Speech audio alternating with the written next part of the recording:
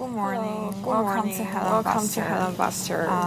So do you see this? Today I'm going to treat our host with something special. Follow me.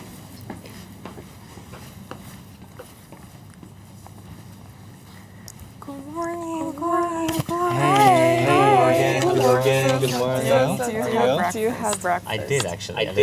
Protein. Protein. Okay, But I can have more. I can still treat you with something. Do you know I what this it's is? going to be something, ethnic Mongolian, but I don't know. What is it? It's like Mongolian snack. snacks. Cheese. Yeah. Smells like cheese. Bite? Yeah, sure. I think it's called milk sticks. Wow. How is that? I think this will keep me energized for the rest of the day and giving me a caloric surplus for the next week. I'll take it. All right. Okay, so you're from north of China. Shandong. I'm a northerner. So do you have connection with Yeah, I've always been a big fan of the Mongolian culture, the food. Actually, next week is my birthday, so I'm planning a birthday party. Maybe I'll do it in a Mongolian restaurant. Because usually they accommodate like 15-20 people at the dinner.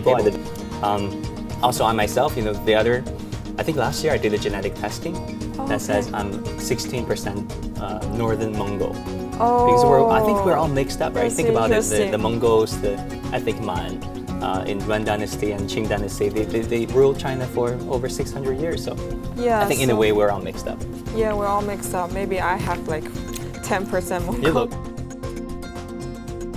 Happy birthday to you. Thank you. Good luck to your show. Thank you. Thank you. I've got to run and talk about some new education policies in Inner Mongolia. Okay. Thank you for the breakfast. Yeah, sure. Take care. Take care.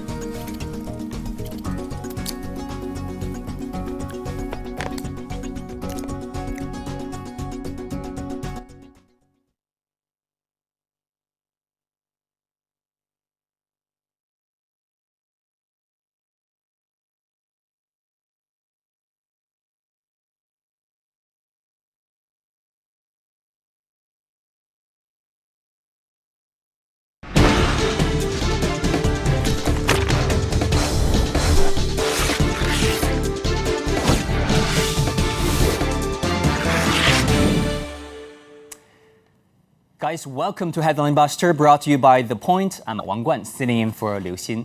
In this series, we dissect stories that are making headlines around the world and talk to my guests for the missing pieces of the puzzle. So join us in real time by sending us your comments, questions, suggestions via the CGTN webpage on Twitter, Facebook, YouTube, or Weibo. If you're watching this live on the CGTN app or on television, email us at thepointwithalex@cgtn.com. Let me know what you think.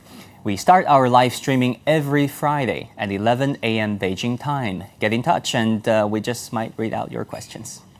Now, first of all, we've got some social media comments on China's new language policy in Inner Mongolia region, which is today's topic.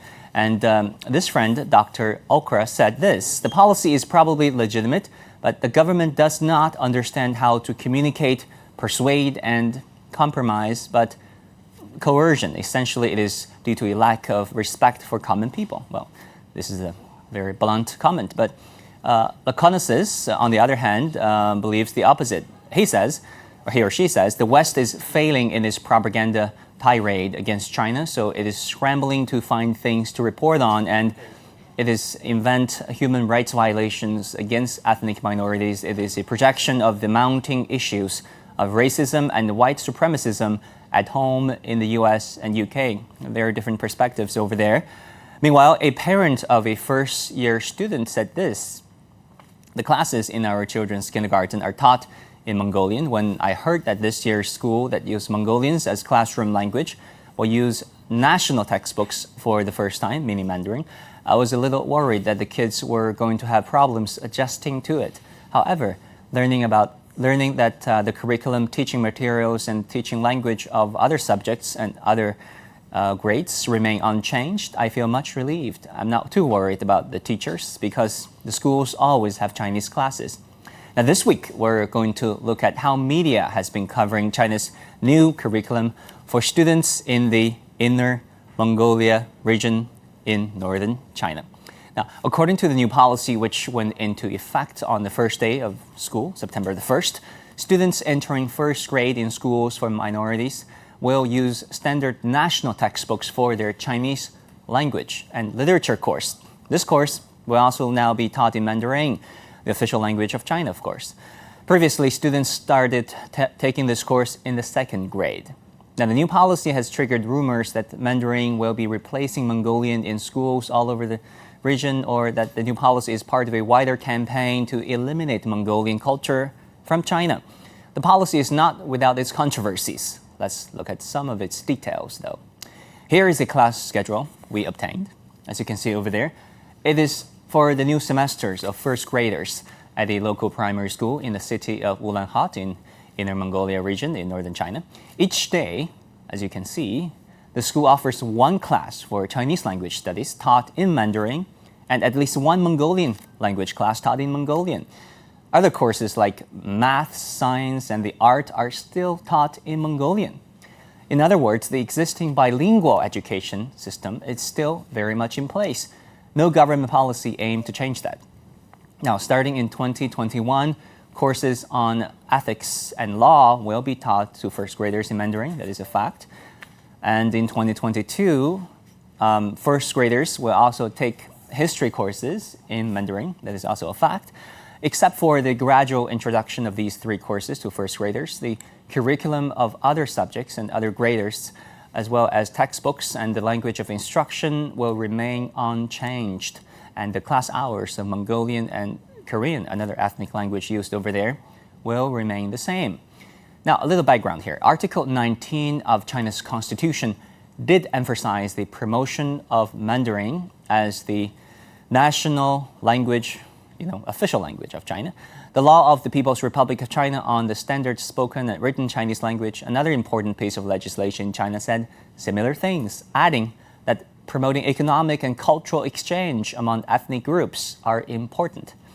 But bilingual education and cultural preservation is also noted under the same law, which stipulates that all ethnic groups shall have the freedom to use and develop their own spoken and written languages. Let's face it, China is a big country, and with a long history. It is also a multi-ethnic nation. Yes, Han Chinese, like myself, make up over 90% of China's population, but there are also 55 officially recognized ethnic minorities living in China. They have distinct languages, cultures, history, and traditions.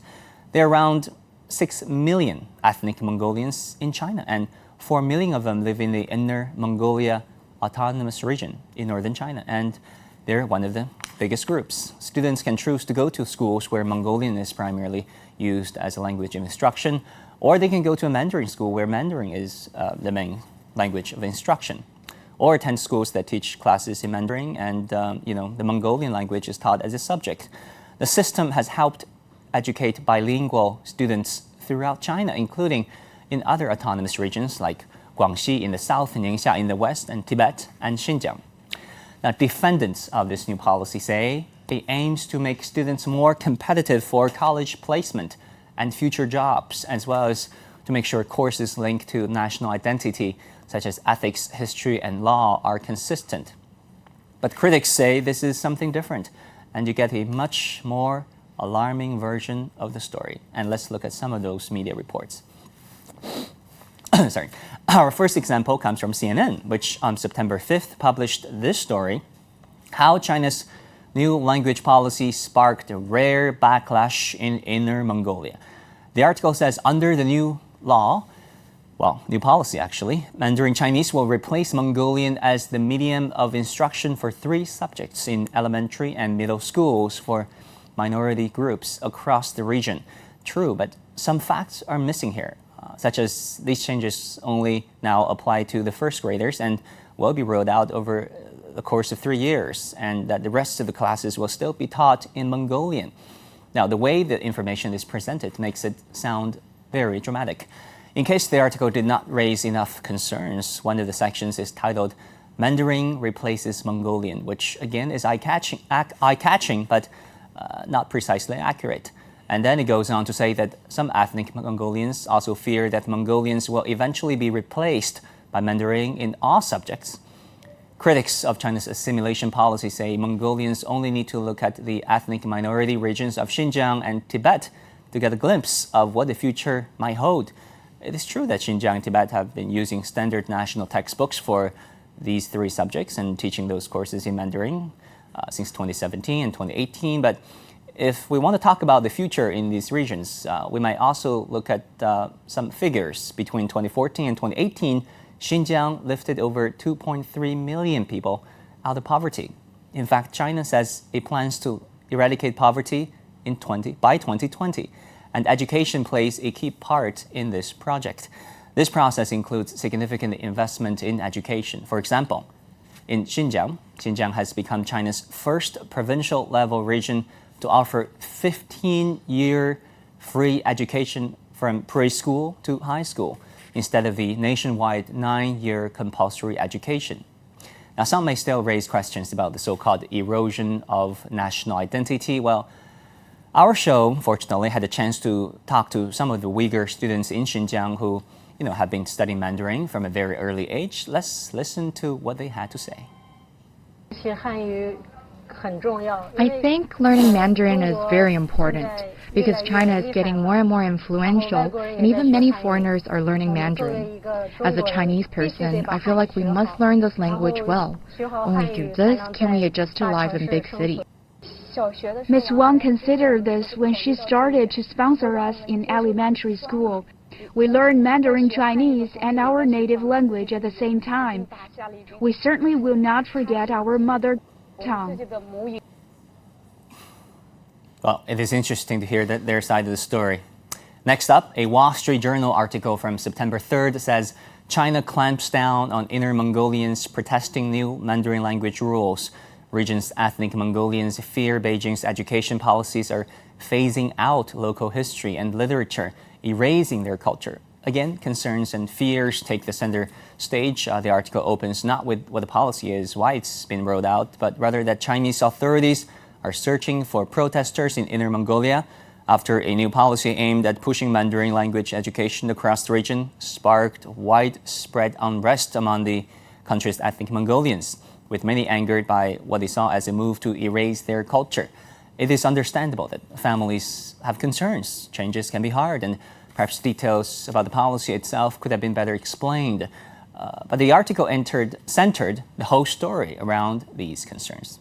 When the article gets talking about the policy itself, it says, the first phase of the new policy requires all schools to teach Mandarin using national instead of local course materials starting in the first grade, 1 year earlier than under the old system. And then the article follows up with, that means ethnic Mongolian children will not be able to master the fundamentals of their own language before starting their Mandarin studies, according to a clothes seller in Xilinghot, Western Inner Mongolia region. Now, in fact, class hours for Mongolian language learning has not been changed.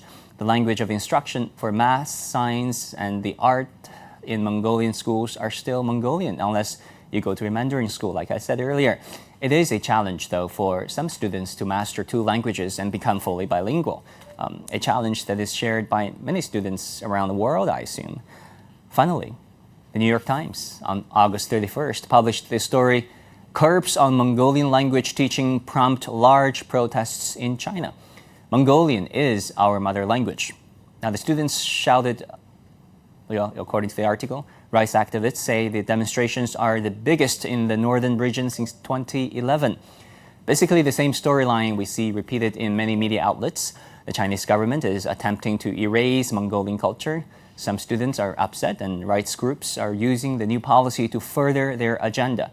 Now, this article explains the situation like this. Under the new policy, classes would also rely on Chinese textbooks compiled and approved by the government, part of a broader government effort in recent years to standardize curriculum in schools, while the new policy states that the Mongolian language would still be taught to students.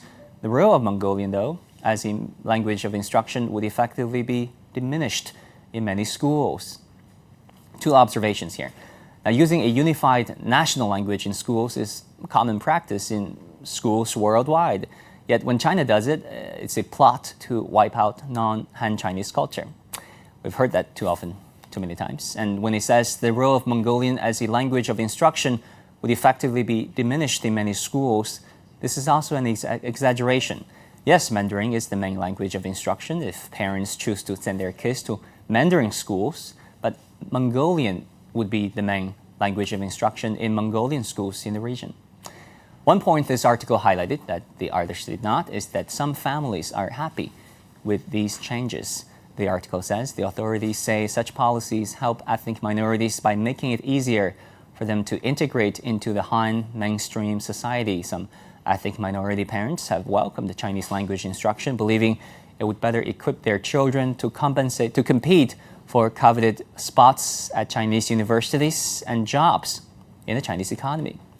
Well, it is true that it is all about perspectives, and while some reports had valid points in their arguments, they missed important details. When we come back, we'll talk to our experts about this issue. Stay tuned.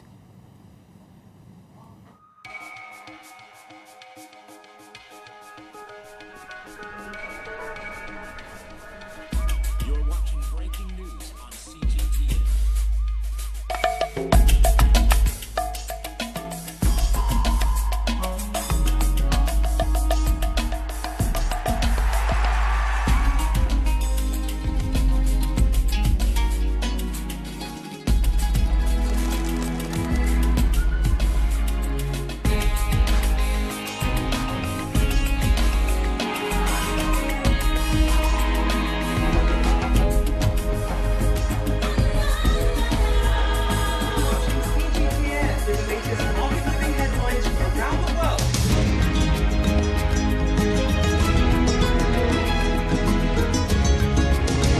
Welcome to the world today on CGTN.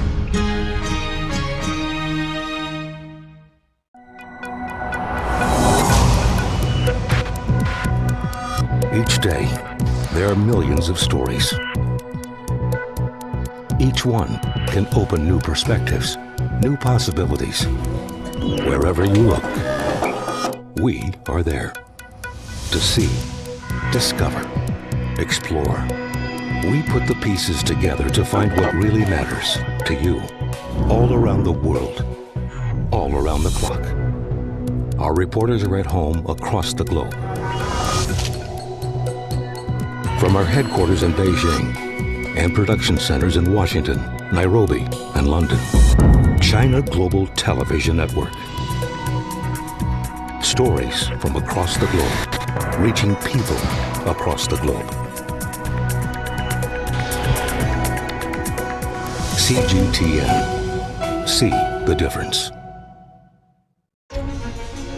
Images may appear to be identical, but looks can be deceiving. The difference is not always obvious. It has to be discovered. There are always different sides to a story. We put the focus on the details. To see more, to understand better. CGTN. See the difference.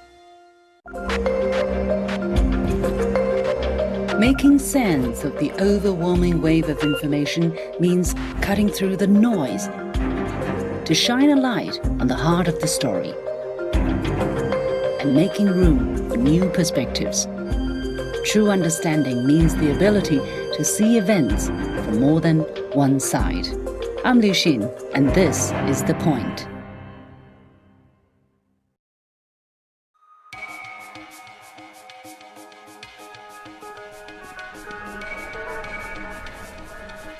You're watching breaking news on CGTN. Came in for my car, so Okay, yeah, we got a little bit time. Can you? that's a little better, I know. Let me put on another light. Okay, perfect.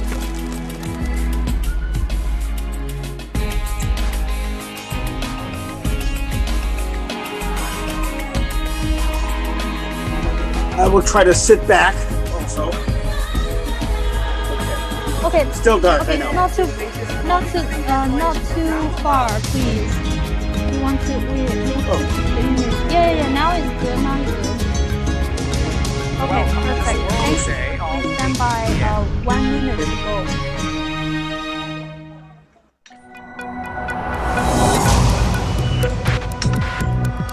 Each day, there are millions of stories.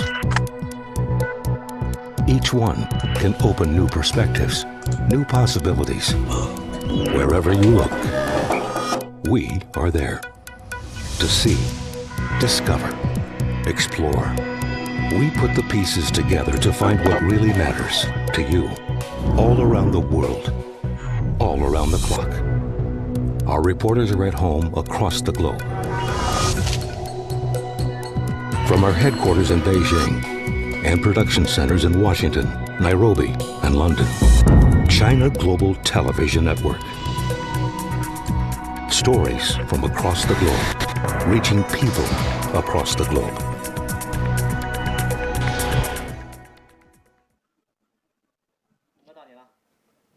好，准备，摄像都没问题吧？小林，上一下你的，不是小林，小强上，上看一下。好，好，zoom怎么样？嘉宾好了吗？嘉宾好没有？好了，OK。啊，都好了哈，那灯再亮一点行吗？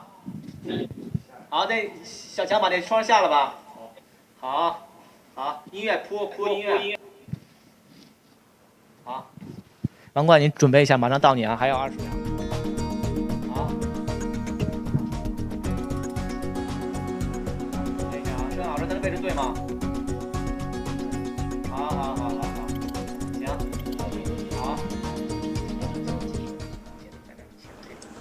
好，都没问题吧？那边字幕都好了啊，小林、小强都没问题啊。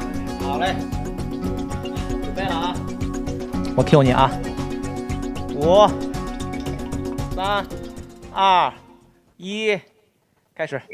Now, for more insight on the new language policy in China's Inner Mongolia Autonomous Region, we're joined by a distinguished panel of guests. They are Dr. Dong Yikun from School of English and International Studies at Beijing Foreign Studies University, Einar Tengen, current affairs commentator, Gregory Tanaka, visiting distinguished fellow at the Institute of Mandarin. Welcome to all of you. Dr. Dong, why don't I start with you? I mean, from your vantage point, how do you look at this new policy, this new language policy in Inner Mongolia, and why has it been so controversial?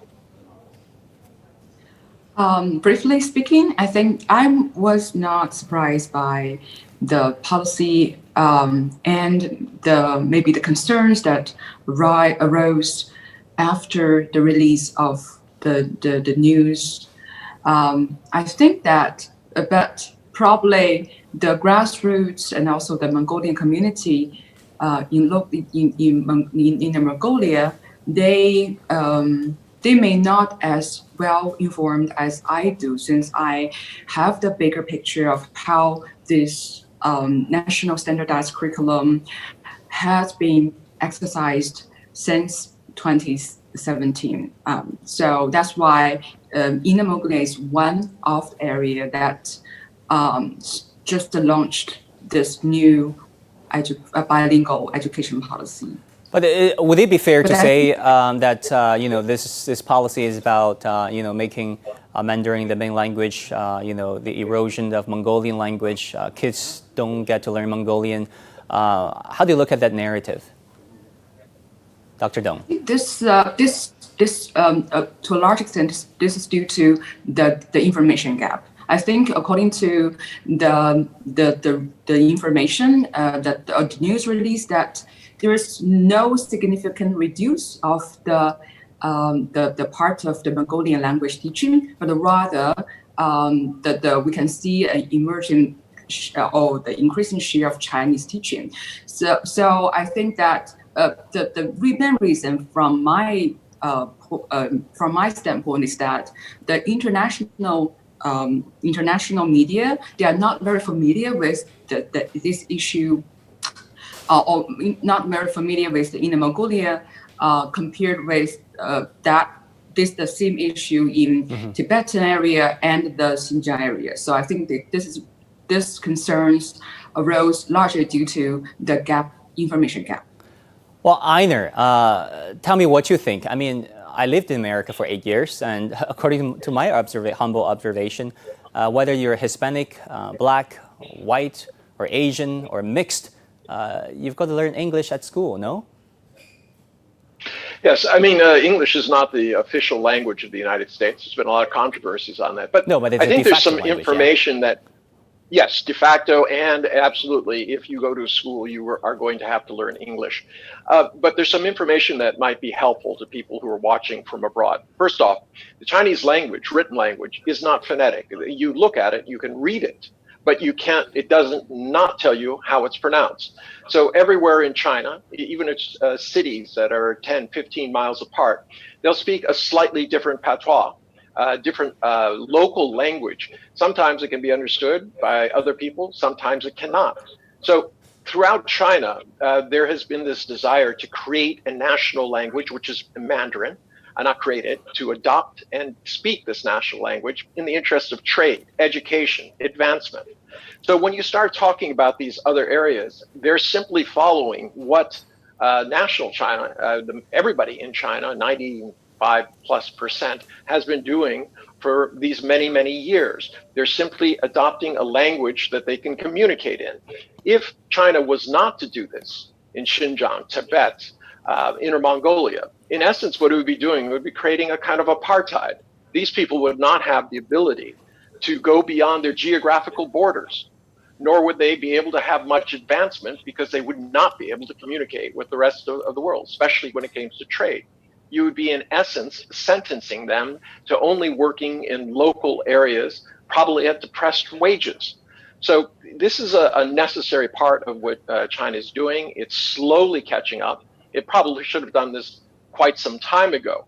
But the international reaction to this has been way out of proportion. Countries do this themselves. All right, they insist that there's a national language and everybody is supposed to learn it. Why? Not to suppress local languages or culture, but simply to put everybody on the same footing, to guarantee that there's equality of opportunity. So, this I would put down to more just unqualified, ignorant attacks on a culture that many people just don't understand. Well, Gregory, do you have anything to add? I mean, what do you think about this new policy, more emphasis on Mandarin in Inner Mongolia Autonomous Region? Gregory? Well, I would have two comments. One is that if you're going to do this, you have to do it in the early grades in elementary school, because most of the literature out there in education research confirms that kids can learn two languages a lot more easily in the elementary grades than in high school or, let's say, college. So doing it at that young age is a good idea.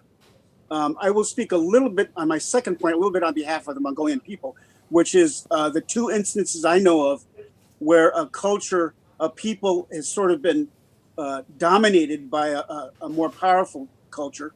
And that is that those people can retain their language if they're allowed to keep their cultural institutions vibrant. So one case is Hawaii, where they're actually trying to catch up and rebuild Hawaiian culture and relearn the Hawaiian language. And so that actually has tourist value also. So for both China and the people of Mongolia will all benefit if a lot of outside tourists come in and, of course, spend money in Mongolia because they want to visit. So that can happen if the culture is retained and it's something distinct and something interesting to come visit as a tourist. The second example is among the American Indians in the United States, where there are quite a few different nations or tribes remaining in the United States. But one of them was studied by my former professor, Paul Cross-Gritty. And he came up with this term called repertoire of identities.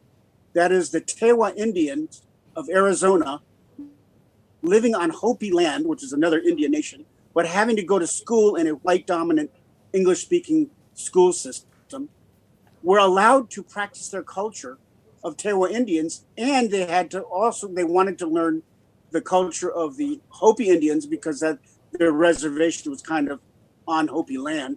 And then thirdly, they wanted to develop the language use capabilities of English so they could get a job and go on to college and graduate school. So that's called a repertoire of identity. So that is also promoted if you retain the cultural institutions of the people, in this case of Mongolia. And that can be done without threat to, any political threat or economic threat.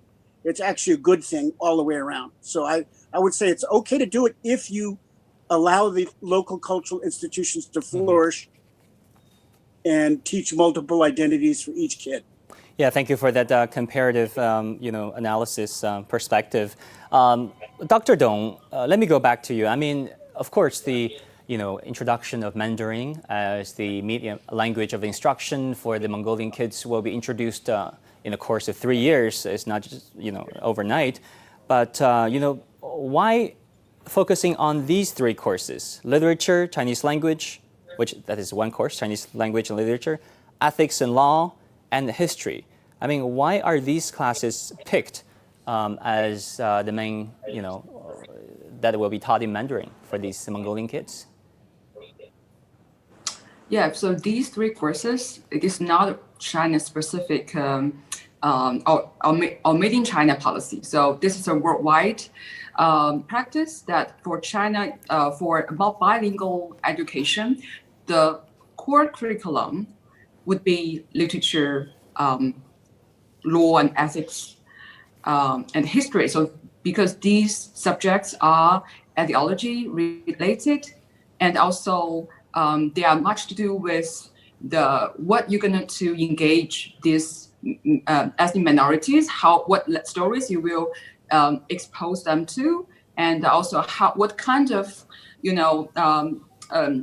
younger generation with ethnic minority backgrounds would grow up and serve the country and serve the people and be a useful person in cultural and ideological contexts. So that's my understanding of why choose these 3 subjects as the core curriculum of the language policy, of education policy. Right.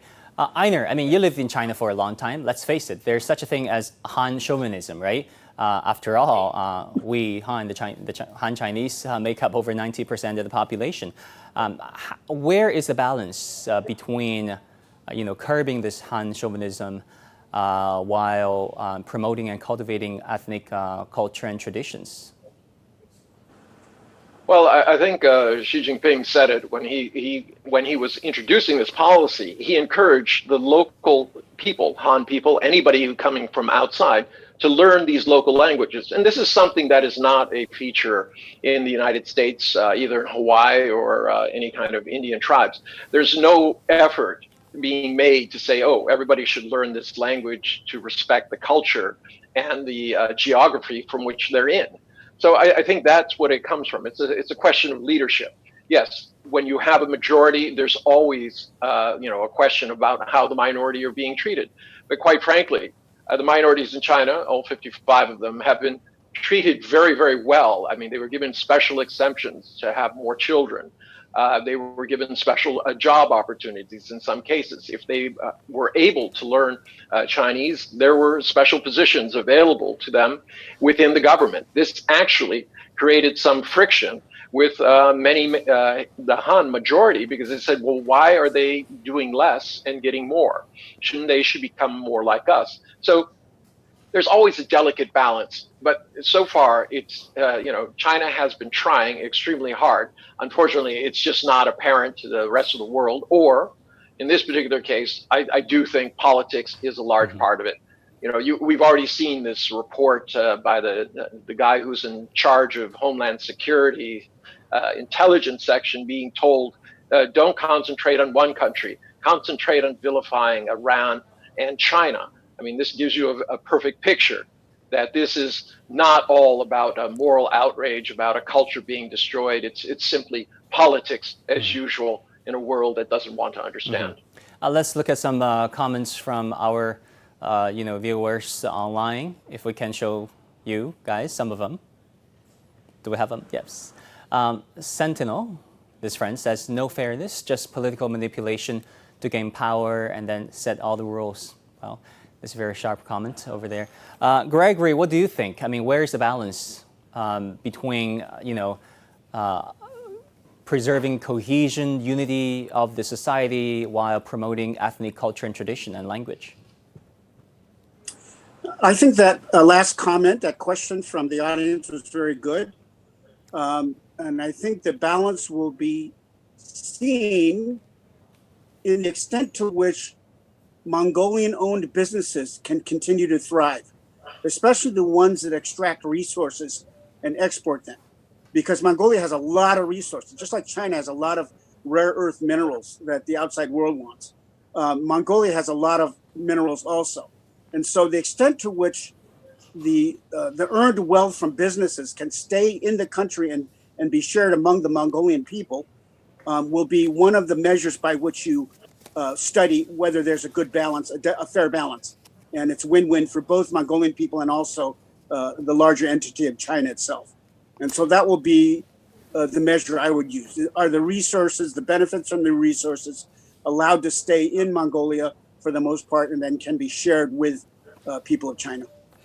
Well, Dr. Dong, we have about 1 minute left. Any final thoughts on this new language and cultural policy that the rest of the world should know about?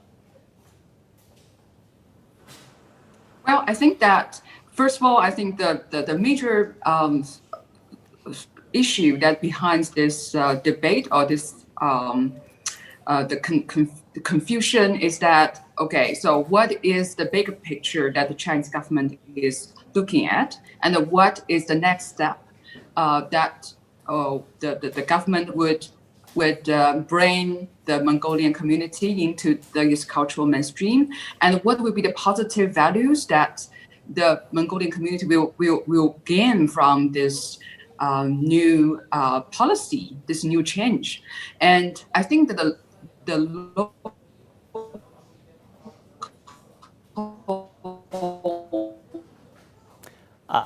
I think we'll have a bad reception over there, Dr. Dong, unfortunately. Well, hopefully we'll have you back next time. And that's all the time we have. Thank you so much, Dr. Dong, Gregory, Einar, for your insight. And that would do it for this edition of The Point. Headline Buster, brought to you by The Point. I'm Wang Guan, sitting in for Liu Xin. Hope to see you again next Friday. Bye for now.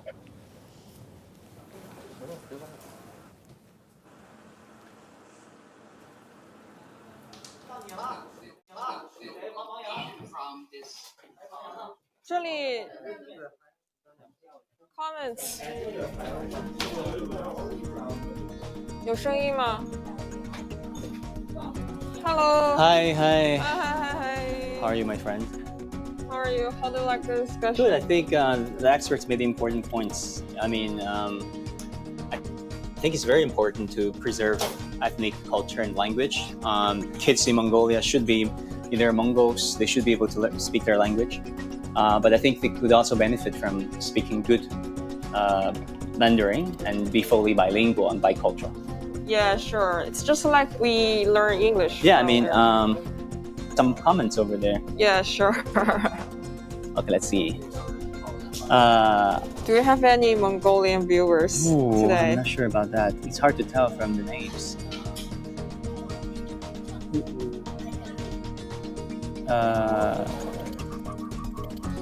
Lots of comments over there. Clean your plate. John Lee said, clean your plate. This is our topic last week. Yeah. You can go back to our program. It's Michachit. This friend may be a Mongol or maybe from that part of the world, said part of China, says it is prepared by milk, meaning the cheesecake that you sent me. And this friend said, let's see, who do we have here? F. Mueller said, pollution is another main problem in China. Yeah, it is. It always was, actually. But can you go over there and show them the skyline for today? Actually, it's not the worst. One can see, right? It's not too bad at all. But it was a problem. It still is sometimes. But hopefully, it will get better slowly but surely. And it is, in fact. Maybe we will do that topic. Well, what else? Yeah, lots of friends. I think lots of friends from Asia, from across Asian countries, are sending their comments and suggestions. I'm very grateful.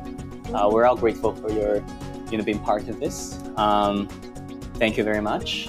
I think being bilingual is really important. I lived in America for 8 years, and I can tell you, I play football with Hispanic kids, with Black kids, white kids, Asian kids, and then we all speak English. Yeah. I mean, it's a de facto language of America. Of course, America doesn't have an official language per se, but it is a de facto language in America.